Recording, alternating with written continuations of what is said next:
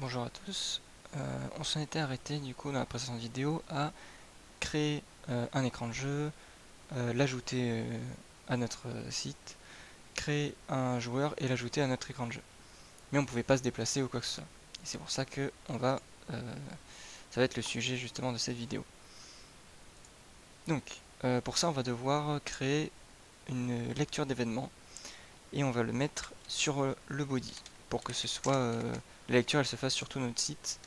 Donc on écoute en fait un événement, donc avec on, on va cibler key up. Donc à chaque fois qu'une touche va être relevée, attention à key up, ça prend pas le camel case. Donc ce n'est pas avec un U majuscule comme ça, c'est vraiment avec un U minuscule. Je vais zoomer pour... voilà. Ça prend en deuxième argument une fonction anonyme ou une fonction déjà créée. Donc ça prend en argument une fonction. Dans cette fonction, on va récupérer l'event. Et pour que vous compreniez un peu comment ça marche, on va faire un test, on va faire afficher dans la console event. On va voir ce que ça nous donne. Donc on actualise et on voit qu'à chaque fois que je relâche une touche, on a une lecture d'événement sur un queue. Donc là on peut regarder et on a, ouf, un énorme truc. On peut se dire, oh, c'est quoi ce bordel? Mais nous, ce qui nous intéresse, c'est à cet endroit le keycode 83 qui correspondait à la touche S. Si on teste, par exemple, si j'appuie sur Z, non, c'est pas ici, sur notre site, on appuie sur Z, on regarde le keycode, ça correspond à 90 et c'est bien la touche Z. Donc nous, ce qui va nous intéresser, c'est de vérifier si le keycode correspond à tel entier, alors c'est telle touche et on fait telle chose. Donc imaginons qu'on appuie sur Z, on vérifie si le keycode qui est envoyé est à 90, alors on monte. Mais donc pour ça, c'est très simple. À cet endroit, on va, au lieu de event, du coup, enfin au lieu de console log juste l'event, on va console log le keycode. Et là par contre, il y a bien une l'écriture en camel case avec un C majuscule, comme à cet endroit, keycode. Donc, si on vérifie maintenant ce que c'est, mince, Z, je vais effacer ça, ZQSD, on a 90, 81, 83 et 68. Ça c'est ZQSD. Et donc c'est simple, on va les récupérer. On va se les écrire en bas. Hop. Et c'était 68 le dernier. Donc là c'est Z. Là c'est Q. Là c'est S. Et là c'est D. Donc on va vérifier. On va faire let keycode égale event.keycode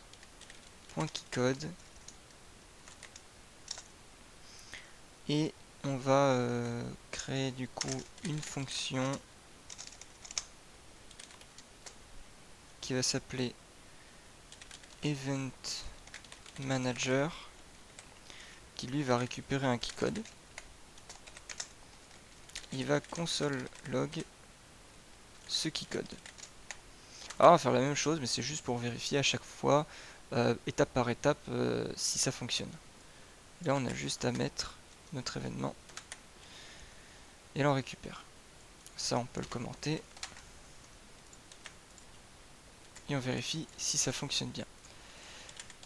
Et ça fonctionne toujours pareil parce que c'est simple, on récupère le keycode, on le met dans une variable qu'on envoie à l'event manager. Lui il récupère le keycode et il le console log.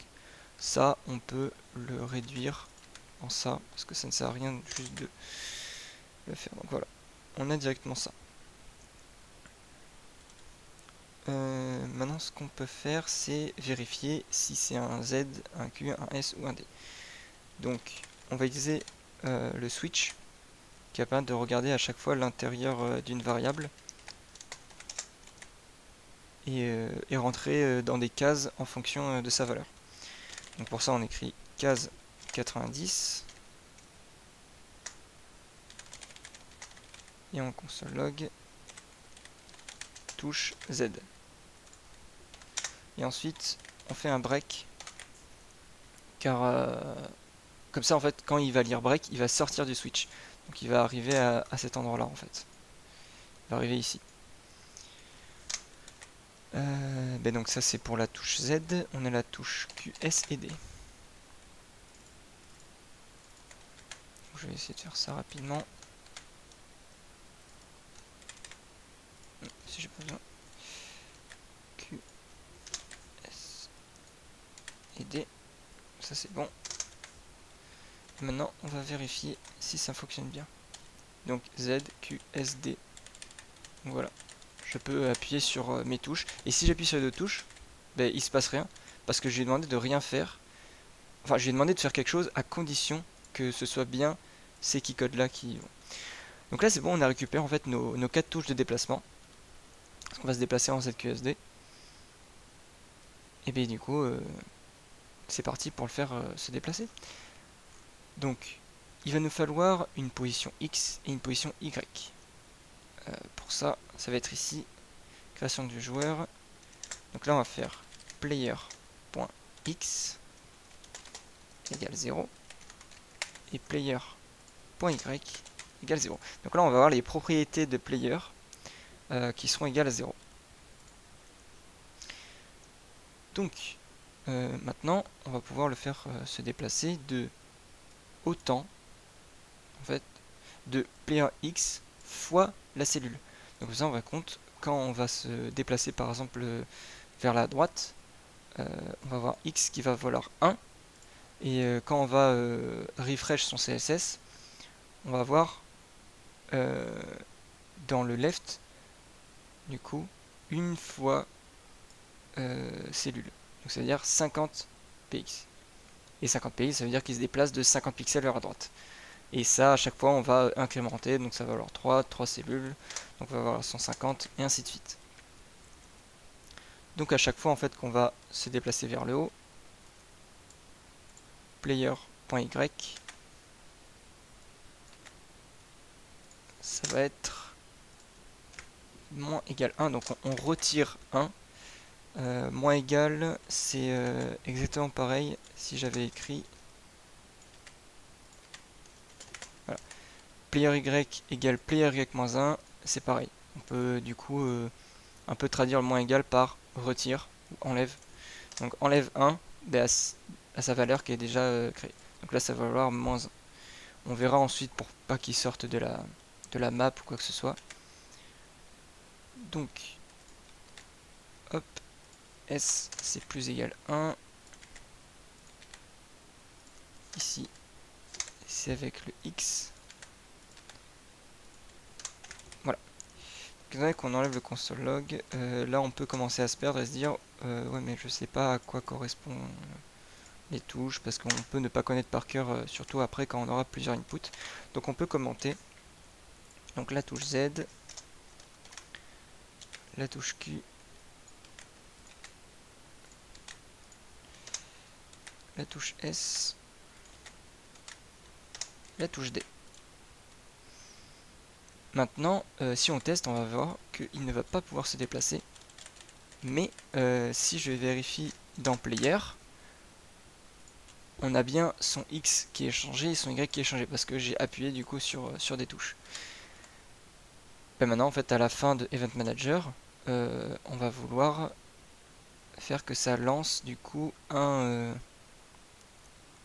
refresh. Donc la fin de Event Manager, c'est juste après ici. Et on va l'appeler ça refresh CSS. Et ça va être une fonction qu'on va créer tout de suite.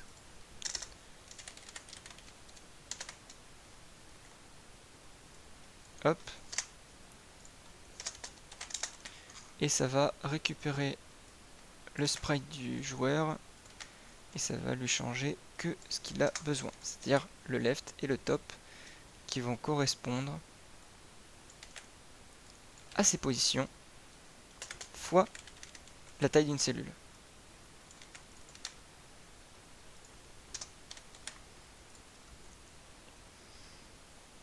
Donc on aura, imaginons que je me déplace à droite, on aura 1 fois 50 plus px, c'est-à-dire 50 px vers la droite.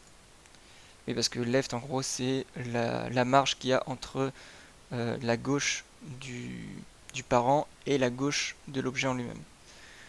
Donc on le décale de gauche à droite. Donc, en fin de compte, il va se déplacer vers la droite si on ajoute en pixels. Et bien maintenant on peut vérifier et on a bien notre personnage qui se déplace. Par contre, vous voyez qu'il peut sortir totalement de la map. Donc pour ça, il va falloir vérifier si le joueur sort ou pas de la map. On sait que si on vérifie à cet endroit, le player, il est en négatif. Il ne faut jamais qu'il soit en négatif. Ça veut dire qu'il est sorti soit par au-dessus, soit par la gauche. Donc là, il est en négatif, et vous voyez qu'en négatif, en fin de compte, c'est en dehors de la map. Donc déjà, on va vérifier si les positions sont en négative, bah alors il bouge pas. Donc, on va créer en fait, avant le switch, on va faire deux pauses. Donc, pause X, pause X et pause Y, qui vont tous les deux correspondre à ça.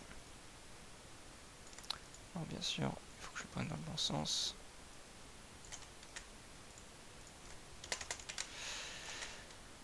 Et on va vérifier en fin de compte le prochain déplacement. Au lieu en fin de compte de le déplacer directement, on vérifie si le prochain déplacement, ce n'est pas en dehors, alors il peut se déplacer. Donc, quand il va se déplacer en haut, donc on va vérifier surtout pour le négatif pour l'instant. Donc, if pose y moins 1 est supérieur ou égal à 0, alors il va pouvoir se déplacer. Sinon, ben, on fait rien. Donc là, on va vérifier juste comme ça. Et là, on remarque qu'on ne peut pas monter. Là, j'ai beau spammer la touche Z, je ne peux plus monter. Par contre, je peux toujours aller sur la gauche, étant donné qu'on n'a fait qu'une seule vérification. Mais cette vérification, on va pouvoir la faire pareil pour notre négatif avec la touche Q. Donc on fait la même chose, sauf que là, c'est pas pose Y, c'est pose X. Si c'est moins 1 et que c'est supérieur ou égal à 0, idem, tu peux te déplacer. Sinon, tu ne fais rien. Maintenant, on va vérifier. Et je ne peux ni partir sur la gauche, ni partir en haut. Mais, comme vous pouvez le voir, je peux toujours sortir en fin de compte vers la droite ou en bas. Parce que là, c'est un peu plus complexe. On va devoir calculer la fin du tableau. Et en fait, c'est simple, la fin du tableau, c'est ça. Donc, ce qu'il nous faut, ça va être call screen ou row screen. C'est 10 et 10, donc on vérifie si vaut 10, en gros. Mais on va pas dire si vaut 10, on va dire si vaut call screen game. Enfin, si supérieur ou égal. Donc on va faire pareil le if à cet endroit. If pose y plus 1 cette fois est supérieur ou égal à row screen game. Il faut dire non, en fait c'est si inférieur. Parce que si supérieur ou égal, ça veut dire qu'il est sorti. Alors il peut se déplacer. Et là on va vérifier ça. Donc on va essayer de descendre. Et là je ne peux plus descendre. Donc ça marche super bien. Mais on fait la même chose. Je vais copier-coller. Ici on change. Et ici c'est pas row, c'est call.